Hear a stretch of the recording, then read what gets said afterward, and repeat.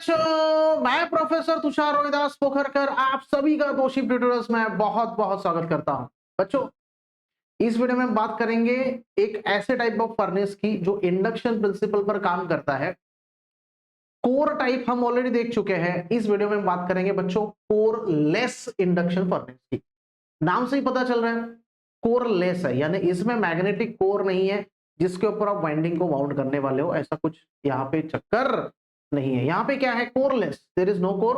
तो यहाँ पे क्या हो रहा है फिर देखते हैं। चलो, सबसे पहले coreless induction furnace also known as high induction high frequency induction furnace, इसी को हम क्या बोलते हैं, high frequency induction furnace is a refractory lined vessel.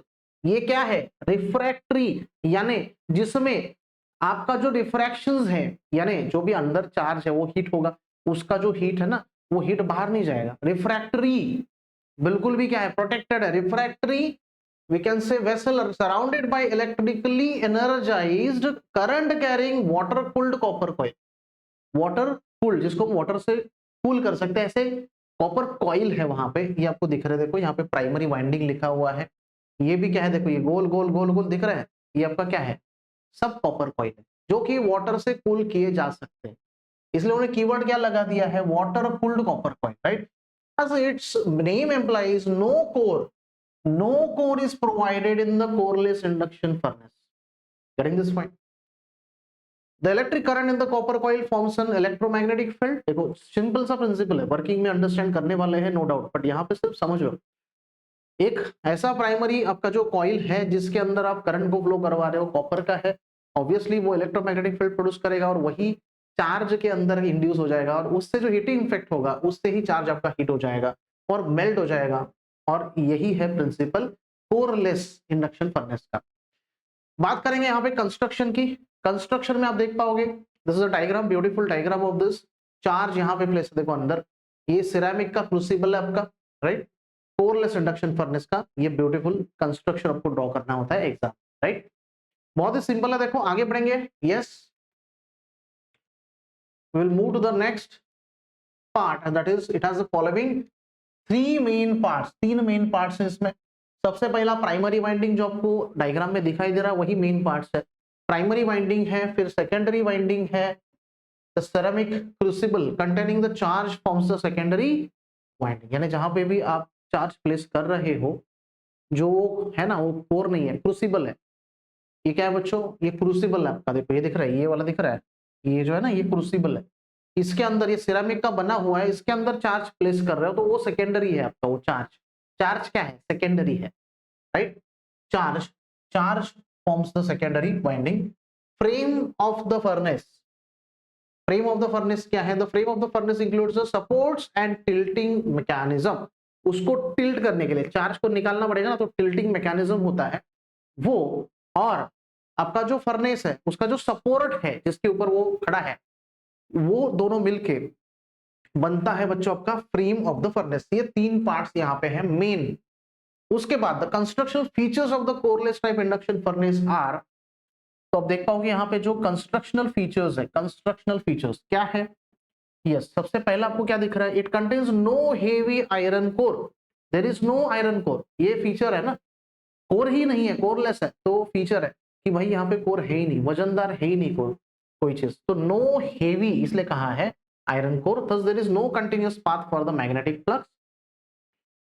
The crucible and the coils are light weight, light weight आपको मिलेगा। ये कौन, क्रूसिबल एंड कॉइल जो होना चाहिए वो लाइट वेट है, and hence furnace can be conveniently tilted for powering. Charge को अंदर डालना हो या फिर चार्ज मेल्ट हो गया उसको बाहर निकालना हो, दोनों काम आसानी से कर सकते हो क्योंकि लाइट वेट है, राइट। कंस्ट्रक्शन फीचर्स के बाद आ जाते हैं बच्चों वर्किंग के पास। Yes, what is a working, working of the coreless induction furnace is, yes what is the working, the charge to be heated is put into the crucible and the primary winding is fed with a high frequency AC supply। सबसे पहला जो point है ना ये बहुत बहुत important है बच्चों। चार्ज जिसको हिट करना है वो क्रूसिबल में डाला जाएगा। वर्किंग स्टार्ट कर रहे हैं हम, चार्ज का यहाँ पे पावर करना हम स्टार्ट कर रहे हैं, powering operation of a charge यानी उसके अंदर डालना, एंड ऑब्वियसली उसको सप्लाई देना पड़ेगा। तो primary winding is fed with a high frequency AC supply, the magnetic flux produce by the primary winding, जिसको हम सप्लाई दे चुके हैं, वो प्रोड्यूस करेगा एक मैग्नेटिक फील्ड, और वो कौन है? Primary winding. तो इसलिए magnetic flux produce by the primary winding causes eddy currents to get induced in the charge which drain to flow. यहां पे मैं कीवर्ड को अंडरलाइन कर रहा हूं बच्चों, what is the keyword? Eddy currents, right? causes, we can say primary winding causes eddy currents. Magnetic flux produced by the primary winding causes eddy currents, that is we can say charge to its melting point, and also set up electromagnetic forces resulting into the stirring action. Stirring पता है ना, टाकाला कसं आपण घुसळतो, जैसे हम कैसे steering operation करते हैं आपके जब छाछ बनाते हैं तब, तो उसी तरीके से स्टीर ऑटोमेटिकली होने लगेगा, वेव्स बनेगी ऐसी अंदर, क्योंकि इलेक्ट्रोमैग्नेटिक क्या है? यहाँ पे फोर्सेस प्रोड्यूस हो चुकी है, right? So that is electromagnetic forces resulting into the stirring action. Stirring action को मैं अंडरलाइन कर देता हूं, stirring action which is essential for obtaining the uniform quality of the metal, right? In the coreless induction furnace, due to the absence of the magnetic core, the magnetic flux density is low. पूरे तरीके से क्या है? देखो, magnetic core नहीं है भाई, magnetic core अगर हो तो मैग्नेटिक फ्लक्स एक साथ आ सकता है, दैट विल गेट टुगेदर, पर डायरेक्टली सेकेंडरी में जा रहा है वो। जो आपका प्राइमरी वाइंडिंग का मैग्नेटिक फ्लक्स कोर थ्रू जाना चाहिए सेकेंडरी में, जैसे आपका ट्रांसफार्मर काम करता है बच्चों, वैसे यहाँ पे कोर है ही नहीं, तो डायरेक्ट प्राइमरी का सेकेंडरी में जा रहा है। अरे समझ में? तो इसकी वजह से यहाँ पे मैग्नेटिक फ्लक्स डेंसिटी जो है वो उसका वैल्यू क्या है? लो है। मैग्नेटिक फ्लक्स डेंसिटी इज लो।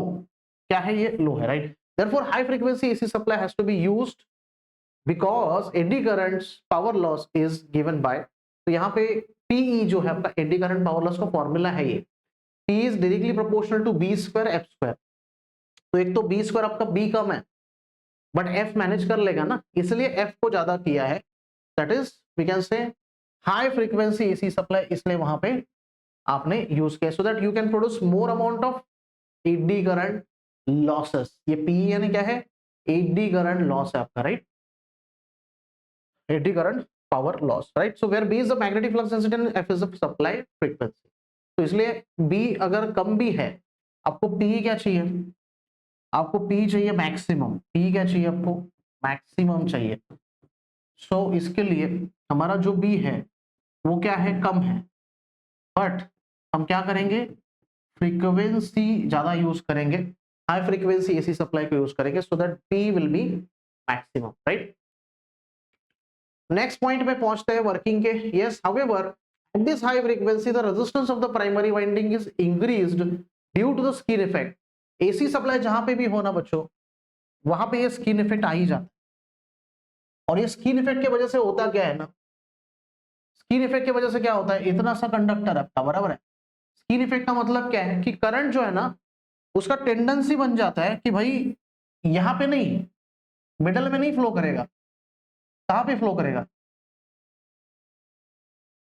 कहां पे फ्लो करेगा? उसके सरकमफेरेंस पर। सरकमफेरेंस पर यानी स्किन, स्किन यानी जैसे हमारा स्किन कैसे बाहर की तरफ है ना, वैसे ही outer portion of the conductor में फ्लो करने के लिए ट्राई करेगा। कौन? AC current, alternating current. DC नहीं करता है, डीसी सेंटर में से फ्लो करता है।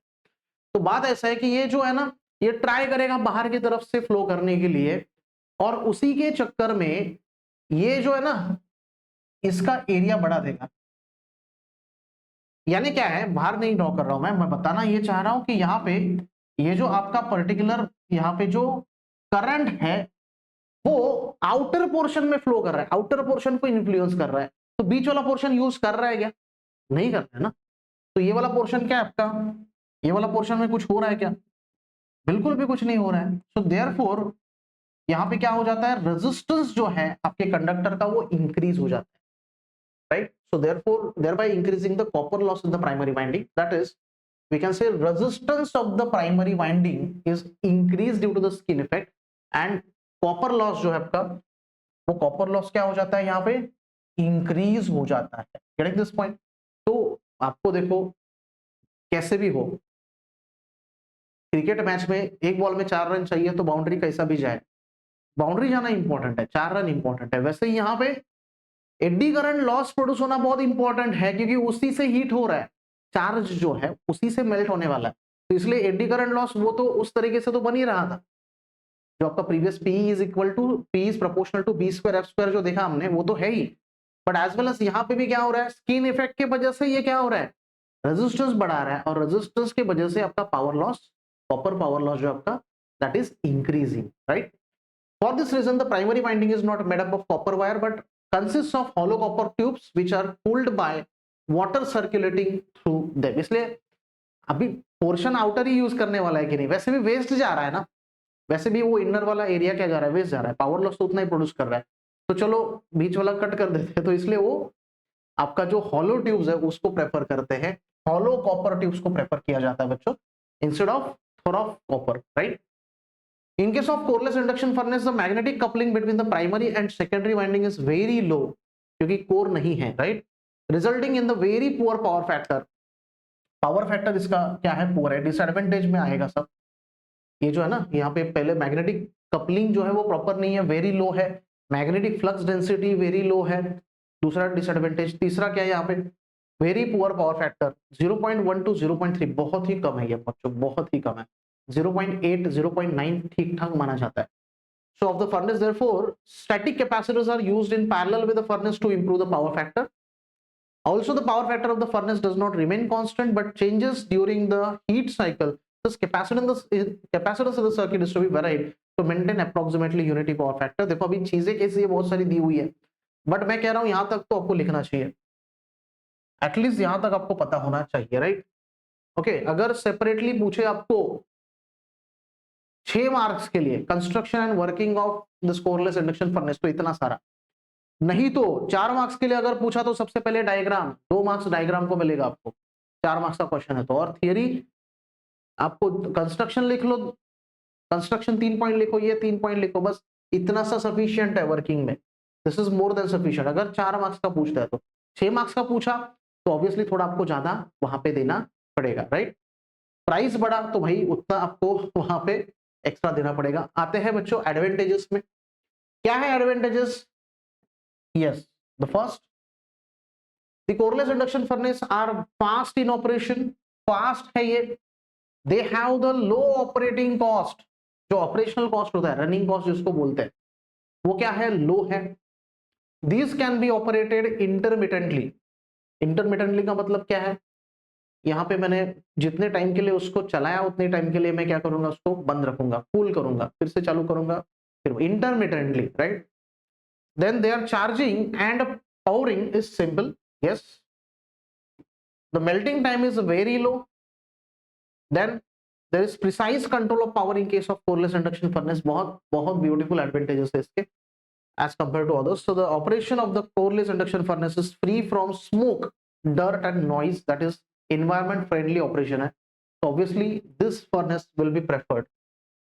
applications की बात करें तो obviously applications में बहुत सारे applications आपको दिए हुए हैं, you have to remember at least 4. production of steel में कर सकते हैं इसको use, melting of non ferrous metals such as bronze, brass, copper etc. for we can say vacuum melting, ये टेक्निक है, ये वैक्यूम को मेल्ट नहीं कर रहा है, वैक्यूम मेल्टिंग एक टेक्निक है। मेल्टिंग फॉर प्रिसीजन कास्टिंग, यानी वही कास्टिंग फिर से वापस प्रिसाइज है, more precise, it must be accurate, तो वहां पे ये प्रेफर कर सकते हैं। इलेक्ट्रॉनिक इंडस्ट्री में यूज करते हैं इसको, yes, because you need a precision in electronics. In brazing, soldering, hardening and annealing, annealing एक प्रोसेस है जो इसमें ठंडा किया जाता है मेटल्स को। तो बात ऐसा है कि बहुत वास्ट एप्लीकेशंस है इसके कोरलेस इंडक्शन फर्नेस के, and therefore this is very very important to learn about it, and also MSBT को प्रे करते हैं कि यही टाइप का क्वेश्चन आपको पूछ ले। बहुत सिंपल है, देखो बच्चों, डायग्राम भी सिंपल है, construction, working, everything is quite simple. So thank you very much for watching this video. We will meet in the next video with the next content. Thank you very much.